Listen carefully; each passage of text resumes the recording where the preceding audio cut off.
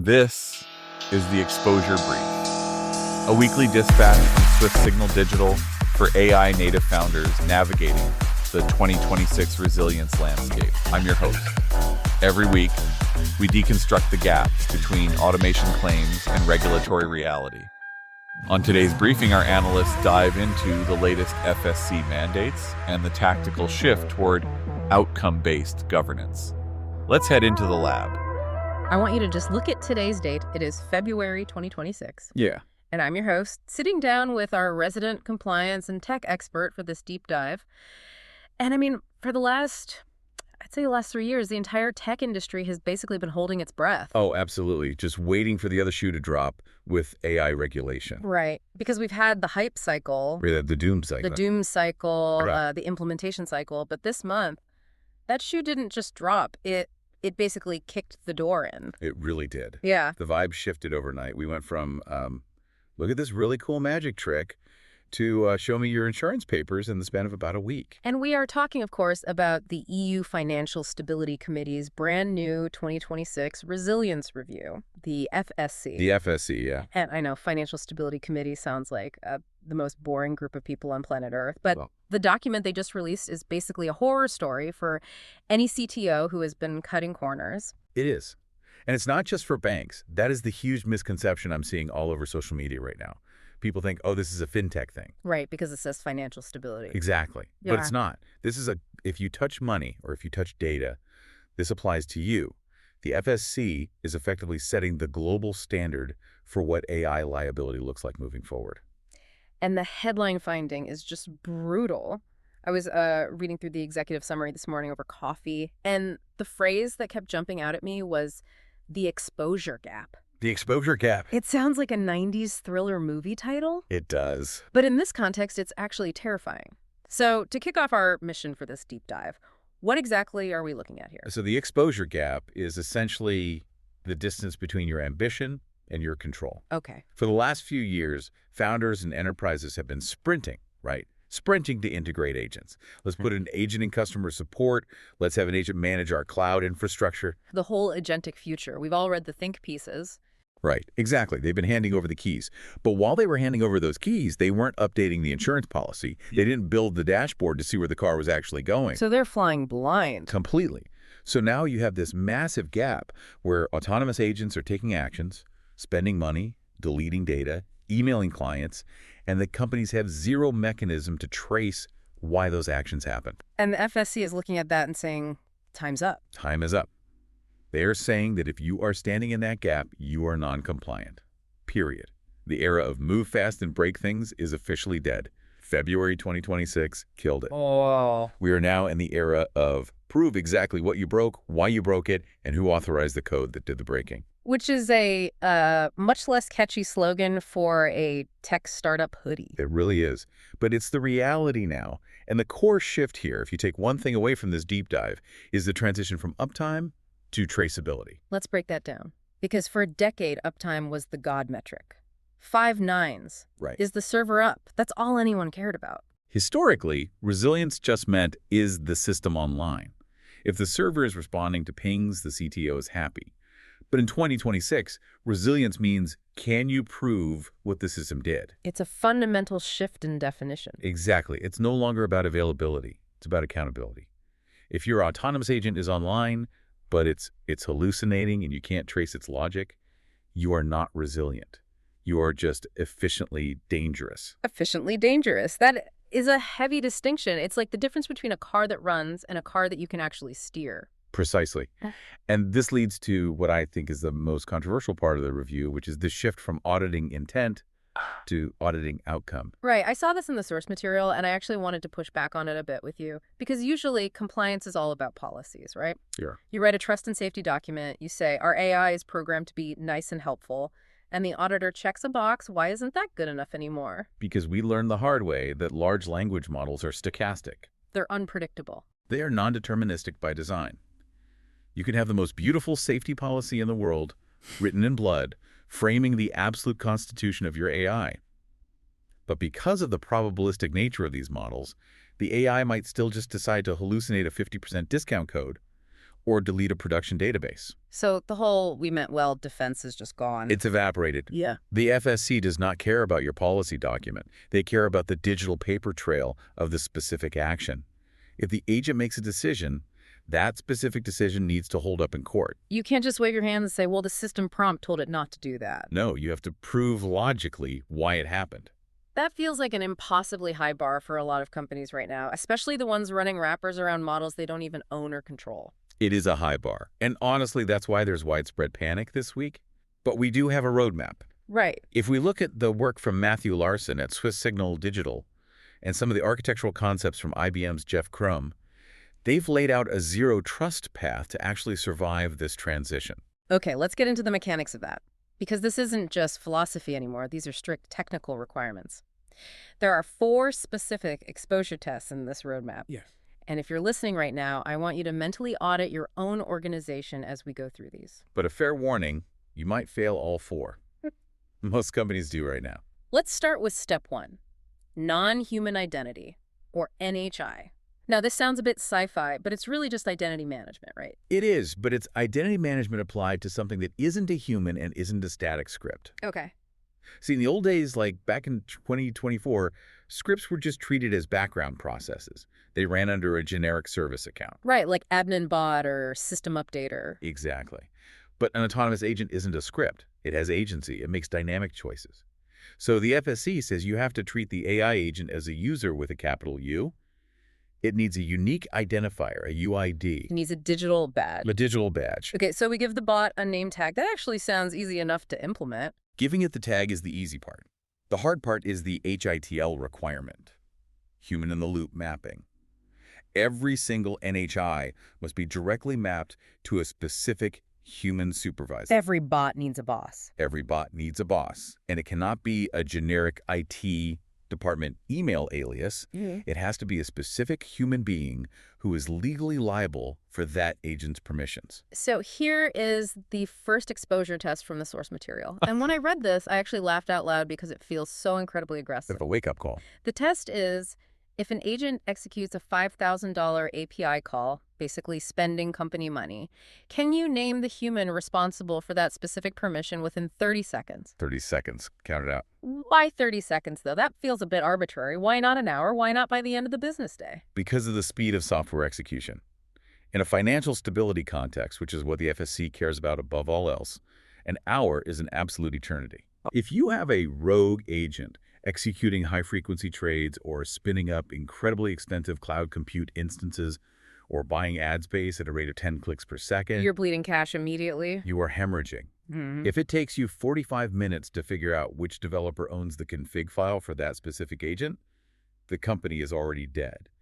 The 30-second rule isn't about bureaucracy. It's about stopping the bleeding. It forces you to have that information indexed and queryable instantly. You can't be digging through Slack logs asking, hey, who deployed the new sales bot to production? Exactly. If you can't map the bot to a human instantly, you do not have control. You have a loose cannon on deck. Okay, so step 1 is identity. We know who the bot is and who owns it. Step 2 is where the technical difficulty really ramps up. This is tool call traceability. This right here is the absolute meat of the new compliance standard. Now, usually when people talk about logging AI, they mean saving the chat transcript. The user says X, the AI says Y. I save the text file to an S3 bucket and I'm done. And that is completely and utterly insufficient now. What? Because the text is just the interface. The regulator doesn't care what the AI said to the customer. They care what the AI did to your infrastructure. They care about the tool calls. Tool calls meaning APIs? APIs, database queries, CRM updates. Right. Did the AI touch the SQL database? Did it touch the Stripe gateway? Did it alter a Salesforce record? Those are the actions that matter. You need to log the touch, not just the talk. But the source material goes much deeper than just logging the action. It talks about the logic chain. And this is where I get a little confused. How do you log logic? You have to log the decision tree. Why did the agent choose tool A instead of tool B? Okay. Let's say you have a customer support agent. It has 2 tools available to it: refund and escalate. Simple F. It chooses refund. A resilient log doesn't just show refund executed at 2 p.m. It shows step 1, analyzed user sentiment, result was angry. Step 2, checked return policy, result is refunds allowed under $50. Step 3, decision made to call the refund tool based on steps 1 and 2. You need to capture that entire chain. So you essentially need to be able to reconstruct the machine's thought process. Precisely. And here's the exposure test for this section. And this is the one that trips up almost every single engineering team I talk to. Let's hear it.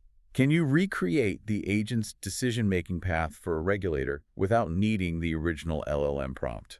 Without the prompt. But isn't the prompt the evidence? Like, look, regulator, we told it to be safe in the system prompt. No, the prompt is just the input. The prompt is messy natural language. Sure. The regulator wants the structured output of the decision. Think of it like a math test in high school. Show your work. Exactly. The prompt is the word problem at the top of the page. The tool call is the final answer at the bottom. The logic chain is showing your work in the middle. If you just show the prompt and the answer, you get a 0. You have to show the steps. And relying on the prompt is dangerous anyway, right? Because of what we said earlier, it's stochastic. The exact same prompt can lead to entirely different outcomes on a Tuesday versus a Wednesday. Exactly. The prompt is not a legal defense. It is just poetry. The logic chain is the proof. The prompt is just poetry. I'm absolutely going to steal that line. Okay, moving to step 3. This is the kill switch protocol. And I feel like everyone listening to this right now is nodding, thinking, yeah, obviously we can turn it off. Everyone thinks they have a kill switch until they actually try to use it in an emergency. What makes it so hard? I mean, can't you just go in and revoke the API key? In theory, yes. But let's look at the mechanics of modern authentication. Most of these systems run on things like JSON Web Tokens or JWTs or cached session keys to reduce latency. Okay, getting a little technical for a second. When an agent logs in, it gets a token. That token might be valid for an hour. It's cached locally or on an edge server near the user to make things run fast. If you revoke the main API key at the central auth server, that agent Still has the token locally. It still has the valid token in its pocket for the next 59 minutes. And if that agent is in a high-speed logic loop, deleting files or sending incorrect wire transfers, 59 minutes is an apocalypse. So you hit the big red stop button on your dashboard, but the car just keeps driving for another hour anyway. Exactly. That is the latency problem the FSC is targeting. Yeah. So the requirement isn't just do you have a switch, it is does the switch bypass the cache and terminate the session instantly. Which brings us to the third exposure test. And this one specifies who actually has to push the button. The test is, if an agent begins hallucinating, can a non-technical manager disable its write access in under 60 seconds? Note the specific persona there, non-technical manager. Why is that distinction so critical? Why not the lead DevOps engineer? Because the lead engineer is probably asleep, or deep in a coding flow state, or looking at server load metrics. The person who spots the hallucination first is almost always a human on the front lines. Right. A customer support lead or a compliance officer. They're the ones seeing the weird emails coming in from the bot. Right. They see the smoke before the fire alarms go off.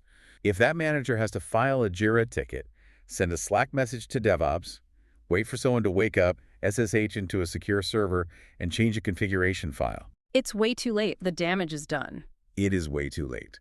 Safety cannot require a developer to push code. It has to be a physical or digital big red button on a management dashboard that the support lead can hit the exact second they get that pit in their stomach. That is a massive shift in organizational power, though. You are effectively giving ops people the power to shut down production features. Which is exactly where that power belongs if you want actual real-world resilience. You don't ask the mechanic to hit the brakes, you ask the driver. That is a perfect way to put it.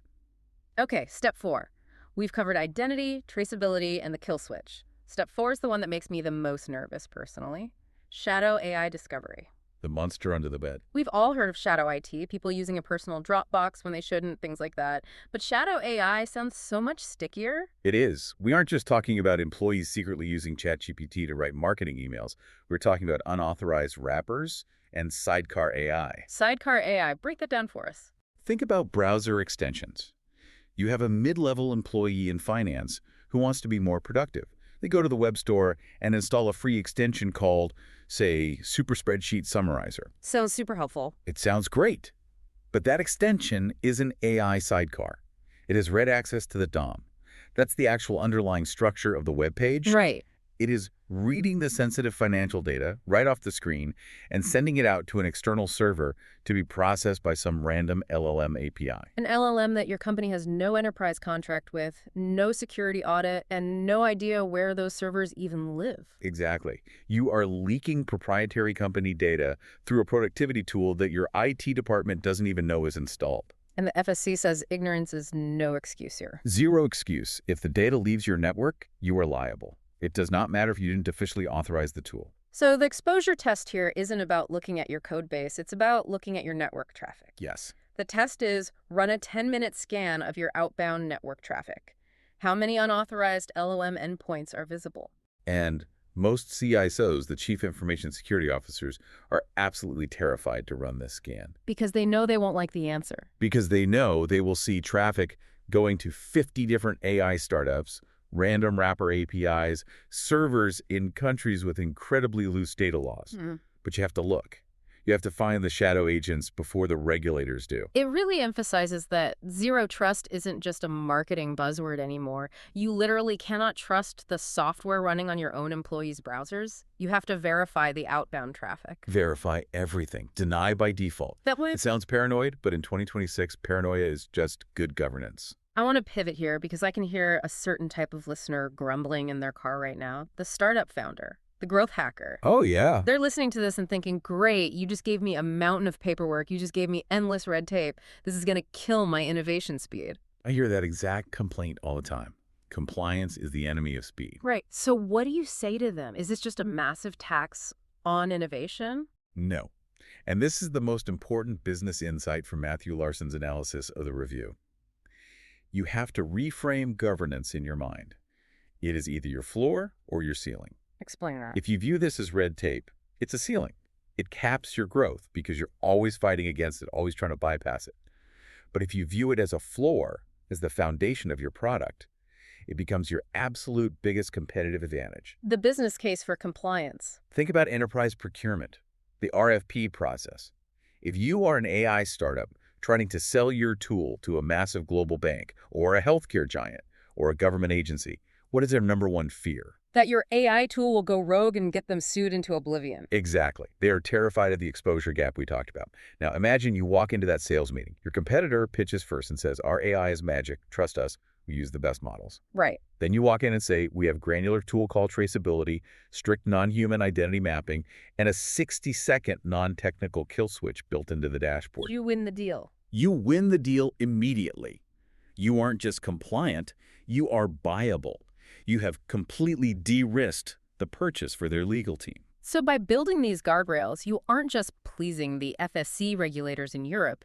You are actually clearing the path to sell to the Fortune 500. Exactly. You're fixing the blind spot to secure the bottom line.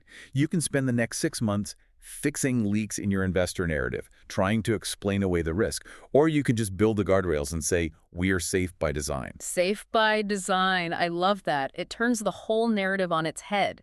It's not about slowing down. It's about having brakes good enough to let you drive fast. You can drive a Formula One car a lot faster if you know the brakes work. If you have no brakes, you have to drive at 10 miles an hour or you'll crash. That is the perfect analogy. So let's bring this all back home for the listener. We've covered a lot of ground today. We started with the FSC's resilience review and the massive shift from uptime to traceability. The move from auditing intent to auditing outcome. And to survive that shift, we mapped out the 4 steps of the Zero Trust Roadmap. Step 1, non-human identity. Give the bot a badge and a boss. And remember the 30-second rule for the API calls. Step 2, tool call traceability. Log the logic, not just the chat. Show your work without needing the prompt. Step 3, the kill switch. A latency-free pause button designed specifically for the non-technical manager. And step 4, shadow AI discovery. Scan the outbound traffic and find the leaks. It's a comprehensive list. It's heavy, but it is the mandatory price of admission for AI in 2026. I want to leave you with a challenge. We talked about 4 specific exposure tests today. I want you to mentally run just one of them on your organization right now. Maybe it's the $5,000 API call. Maybe it's the shadow traffic scan. Which one of those makes your stomach turn just a little bit? Be honest with yourself. That friction you feel, that slight nausea, that is your signal. That is exactly where you need to focus your engineering resources next week. Don't ignore the friction. The friction is the gap. Before we sign off, I want to ask you one final question about the human element. We spent this whole deep dive talking about machines, APIs, logs, and regulators. Where do humans fit into this future? You know, it's interesting. We spend so much time worrying that AI will replace human skills. Coding, writing, analyzing data. And it is doing those things. But this resilience review highlights the one thing AI absolutely cannot do. What's that? AI cannot accept liability. Right. An autonomous agent cannot go to jail. It cannot be sued. It cannot lose its professional reputation. It has no skin in the game. It's just math and code. So, in a world of autonomous agents, the most valuable asset a human being can possess isn't the ability to prompt the AI. It is the accountability to sign their name to its actions. The future belongs to the people willing to stand up and say, I am the human in the loop, and I own what this agent did. The ultimate skill is ownership. It always has been. That's a powerful point. But I want to leave you, the listener, with one final slightly provocative thought building on all of this. We've talked today about humans auditing AI to prove compliance. Huh. But what happens when the enterprise insurance companies start using their own AI to ingest these massive logic chain logs in real time? Oh, wow. Right. Imagine your cyber liability premiums adjusting by the minute based on an external AI evaluating your internal AI's tool calls. You aren't just proving compliance to a human regulator anymore. You're trying to prove human accountability to a machine auditor. That is an absolutely terrifying thought to end on. It changes the whole dynamic. Something for you to mull over this week. Stay secure out there, map your exposure, and for the love of code, check your outbound traffic. We'll see you on the next Deep Dives. Goodbye, everyone. You've been listening to The Exposure Brief. If today's analysis highlighted a gap in your own product's liability surface area, don't wait for the audit. Head over to theguardrail.beehive.com, join the community, and get our weekly audit checklists. And for a private diagnostic of your narrative risk, visit swiftsignaldigital.card.co. Stay secure. We'll see you at the perimeter.